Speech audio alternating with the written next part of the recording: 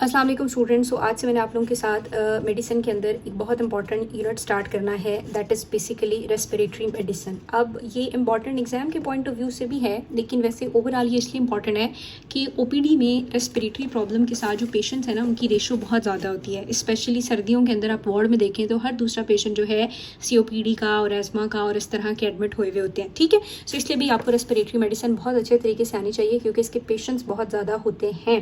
अच्छा, अब एक बात मैं आपको बता दूं कि वो लोग कि जिन्होंने पैथोलॉजी बहुत अच्छे से की हुई है या और साथ में फार्मा बहुत अच्छे से की हुई है, तो मेडिसिन का सब्जेक्ट उनके लिए कुछ भी नहीं है, क्योंकि मेडिसिन में बेसिकली पैथो प्लस फार्मा को कंबाइन किया जाता है ना।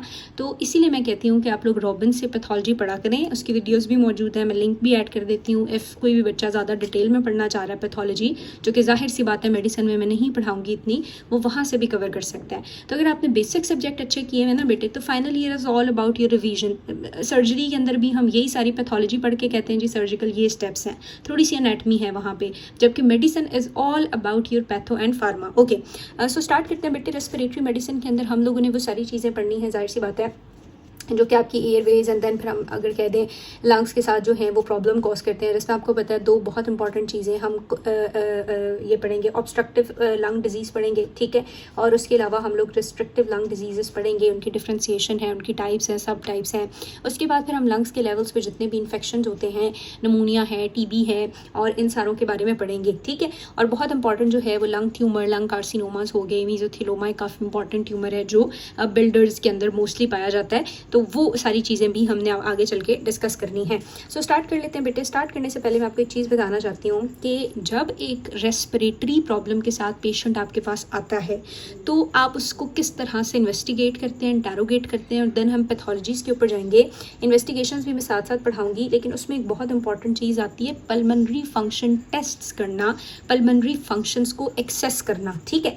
ये जो पल्मनरी फंक्शंस को एक्सेस करते हैं, ये बेसिकली एक नॉन इन्वेसिव सा टेस्ट होता है, नॉन इन्वेसिव टेस्ट टेक्निक्स हैं, और ये किया जाता है with the help of spirometer, या फिर हमारे पास होता है पीक एक्सपायरेटरी फ्लो मीटर, और पेशेंट खुद भी कर सकता है, उसको भी हम कह देते हैं, वो घर में भी मॉनिटर करता है। अब बेसिकली अगर हम बात करें पल्मनरी फंक्शन टेस्ट की, तो बेटे इसमें हम लोग 3 चीज़ें चेक कर रहे होते हैं। नंबर 1, जाहिर सी बात हमने ये देखना है कि ये जो लंग्स हैं, इसके अंदर जितनी भी एल्वेलाइज हैं, एयर स्पेसेस हैं, सब कुछ है, उनके जो लंग कंपार्टमेंट्स हैं, उनकी जो अपनी एक वॉल्यूम्स हैं, वो किस हद तक रिटेन है या मेंटेन है, ठीक है। सो बेसिकली हम लोग जो है वो स्टैटिक लंग कंपार्टमेंट्स को स्टडी करते हैं, जिसके अंदर हमने लंग वॉल्यूम्स को देखना है। अब लंग वॉल्यूम्स में डिफरेंट चीज़ें हैं, मैं टर्न बाय टर्न आपको पढ़ाऊँगी, आपको वो नहीं फेडअप नहीं करना चाहती। जैसे वाइटल कैपेसिटी है, टाइडल वॉल्यूम है, रेजिडुअल वॉल्यूम है, टोटल लंग कैपेसिटी है, वो कितनी है, ठीक है। तो पहली चीज़ तो ये है ना कि लंग की कैपेसिटीज़ और वॉल्यूम्स और कंपार्टमेंट्स का क्या हिसाब है, ठीक है।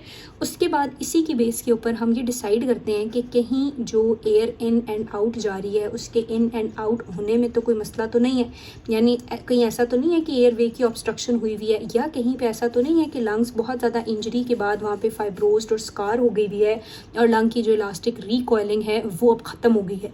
ज़ाहिर है इलास्टिक रिकॉइलिंग ख़त्म होगी तो उसकी वाइटल कैपेसिटी इफेक्ट होगी। तो एयर इन एंड आउट का अंदाज़ा हम लगाते हैं, जिससे फर्दर हम डिजीज़ को फिर वो कर सकते हैं कि ये ऑब्स्ट्रक्टिव डिजीज़ हुआ है या रिस्ट्रिक्टिव हुआ है, कैसे, मैं अभी सारी चीज़ें आगे समझाती हूँ आप लोगों को, ठीक है। और तीसरी चीज़ हमने ये देखनी है कि अच्छा ठीक है, कंपार्टमेंट ठीक थे, नैरोइंग भी नहीं थी, एयर भी अंदर जा रही थी, तो क्या एयर एल्वेलाई के लेवल पे ठीक से एक्सचेंज हो रही है या नहीं हो रही, ठीक है। तो पहले हम देखते हैं कि कंपार्टमेंट्स का क्या हिसाब है, फिर हम देखते हैं कि नैरोइंग या रिस्ट्रिक्शन तो नहीं है, और फिर हम देखते हैं कि एल्वेलाई के लेवल पे एक्सचेंज ठीक हो रही है या नहीं हो रही है, ठीक है। और इसको हम कहते हैं DLCO, यानी हम डिफ्यूजन कैपेसिटी देख रहे होते हैं कार्बन मोनोऑक्साइड की मदद से across the alveolar membrane. So basically हम क्या चेक करते हैं, एल्वियोलर परमिएबिलिटी, कैसे, क्यों, क्या करना है, वो सारी बातें भी कर लेते हैं। So basically pulmonary function test में हमने इसके वॉल्यूम्स को एक्सेस करना है, हमने नैरोइंग या रिस्ट्रिक्शन को एक्सेस करना है, और हमने permeability across the alveolar membrane access करनी है। इसके अलावा बेटे बहुत सारी अदर टेक्निक्स हैं, मतलब बहुत सारी और चीज़ें हैं जो कि एक पल्मोनरी या रेस्ट के पेशेंट के साथ की जाती हैं, मैं आगे चल के आप लोगों को फिर भी बता दूंगी दोबारा भी, जिसके अंदर बहुत सारे डिफरेंट टेस्ट आते हैं। फॉर एग्जांपल हम पेशेंट का मोस्ट इंपॉर्टेंट इन्वेस्टिगेशन आपको पता है खांसी के साथ है, नहीं रिलीफ हो रही तो चेस्ट एक्सरे करते हैं, फिर हम सीटी कर सकते हैं, फिर हम पेट स्कैन करते हैं, एमआरआई करते हैं, अल्ट्रासाउंड करते हैं, लेरेंजोस्कोपी है, ब्रोंकोस्कोपी है, थोरेकोस्कोपी है। उसके बाद फिर हम लोग सीरोलॉजिकल टेस्टिंग करा लेते हैं, जो उसका स्पूटम या बलगम है उसकी हम कल्चर इन सेंसिटिविटी कराते हैं। और एट लास्ट अगर हमने कैंसर को रूल आउट करना है तो उसके लिए हम क्या भी कर सकते हैं, हिस्टोपैथोलॉजी यानी बायोप्सी भी ले सकते हैं। लेकिन ये सारी बाकी टेक्निक्स हैं, ये एक बहुत ही आसान सा प्रोसेस है और ये इसलिए समझना ज़रूरी है कि इसमें जो टर्म्स अप्लाई होनी है ना वो पैथोलॉजी में बार बार होंगी, तो आपको आसानी से समझ आएगा। तो इसके बारे में बात कर लेते हैं बेटे। दोबारा से मैं आपको बता देती हूँ कि जो पल्मोनरी फंक्शन टेस्ट्स हैं इनको एक्सेस हम इसलिए करते हैं क्योंकि इनको एक्सेस करके हमें बहुत ही ज़्यादा एड मिलती है इन डायग्नोसिस। कैसे, ये एंड पे मैं आपसे एग्जांपल दे के पूछूंगी। उसके बाद कहते हैं कि इसकी मदद से ही हम लोग जो है लंग्स के लेवल पे किसी भी फंक्शनल इम्पेयरमेंट को क्वांटिफाई कर पाते हैं, ठीक है। और फिर इसी टेस्ट के रिजल्ट की बेस के ऊपर हम बेसिकली ट्रीटमेंट को मॉनिटर कर रहे होते हैं और हम ये देख रहे होते हैं कि डिजीज़ की प्रोग्रेशन कैसी है। हम पेरेंट्स को बताते हैं कि उन्होंने स्पायरोमेट्री से बच्चे के घर में PFTs मॉनिटर करने हैं। अगर उनको लगता है कि ये वैल्यूज़ डिरेंज्ड हैं तो वो हमारे पास आएंगे, उसके ऊपर यूजुअली मार्क होता है ब्लू, ग्रीन और इस तरह से, ठीक है, येलो भी होता है।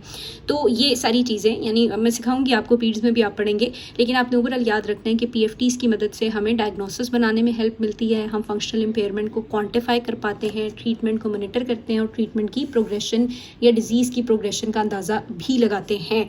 अब इस PFTs के रिजल्ट के अंदर हमें जितनी भी वैल्यूज़ मिलती हैं उनको फिर हम लोग कंपेयर करते हैं स्टैंडर्ड वैल्यूज़ के साथ, और वो स्टैंडर्ड वैल्यूज़ जो हैं वो बनाई गई हुई हैं depending upon age, depending upon gender और डिपेंडिंग अपॉन पेशेंट जो है वो उसकी ओरिजिन क्या है, और फिर उसके साथ कंपेयर करके अंदाज़ा लगाया जाता है कि कितने PFTs इसके डिरेंज्ड हैं। एक बहुत जनरल बात मैं आप लोगों से यहाँ पे करती हूँ बेटे, और फिर मैं ये स्टार्ट कराती हूँ आपको टेस्ट। आपको पता है एक हमारे पास होते हैं ऑब्स्ट्रक्टिव डिजीज़ेस और एक हमारे पास होते हैं रिस्ट्रिक्टिव डिजीज़ेस। थोड़ा सा कॉन्सेप्ट बनाएं कि ऑब्स्ट्रक्टिव डिजीज़ेस में बेसिकली एयरवेज की इन्फ्लेमेशन की वजह से नैरोइंग हुई होती है, ठीक है, जैसे कि अस्थमा में होता है, जैसे कि ब्रोंकाइटिस में होता है। या फिर अगर हम बात करें एम्फाइज़मा की, तो एम्फाइज़मा में क्या होता है कि ये जो सारी की सारी इसकी वो मेम्ब्रेन्स होती है ना, ये टूट जाती हैं और उसका जो सरफेस एरिया है वो रिड्यूस हो जाता है। अब जाहिर है जब ऑब्स्ट्रक्टिव डिजीज़ेज़ हैं तो एयर जाने को तो चली जाती है, लेकिन एक्सपिरेशन में बहुत मसला होता है। उस पेशेंट को ना सांस बाहर निकालने के बाद भी ऐसे लगता है मेरी सांस अंदर फंसी हुई है, ऐसे सांस बाहर निकालने की कंटिन्यूसली वो कोशिश करता है, उसको लगता है हवा अंदर रिटेन हुई हुई है, ठीक है। सो ऑब्स्ट्रक्टिव डिजीज़ेज़ में आपने थोड़ा सा याद रखना है कि चूँकि एयरवेज की नैरोइंग हुई हुई होती है और इस नैरोइंग की वजह से जो बेसिकली एक्सपिरेशन होनी है ना, वो एक्सपिरेशन बेसिकली ख़राब होती है। या एक्सपिरेटरी वॉल्यूम जो मैं आपको कह दूँ, force expiratory volume at 1 second into force vital capacity, ये काफ़ी ज़्यादा रिड्यूस हो जाता है, ठीक है, क्योंकि 1 सेकेंड में वो उतना नहीं एक्सपायर कर पाता ड्यू टू नर्विंग और ड्यू टू ऑब्स्ट्रक्शन या due to reduce surface area जितना कि एक नॉर्मल पेशेंट करता है। जबकि ओवरऑल वाइटल कैपेसिटी ठीक रहती है क्योंकि उसकी जो रिकॉइलिंग है या फूलना है उस पर तो फ़र्क नहीं पड़ता। तो जब आपके पास जो नॉमिनेटर है वो बहुत कम और डिनोमिनेटर ऑलमोस्ट इक्वल रहता है तो ये वैल्यू काफ़ी ज़्यादा गिर जाती है, इवन लेस दैन 70% होती है, नॉर्मली 80% है। सो अगर मैं ये कहूँ force expiratory volume into force vital capacity की रेशो लेस दैन 70% है तो वो इंडिकेट करता है ऑब्स्ट्रक्टिव डिजीज़ेस को। क्यों? क्योंकि मैंने आपको बताया है कि इस पेशेंट की जो एक्सपिरेटरी वॉल्यूम होता है एट 1 सेकेंड वो काफ़ी रिड्यूस हो जाता है ड्यू टू ऑब्स्ट्रक्शन, ठीक है।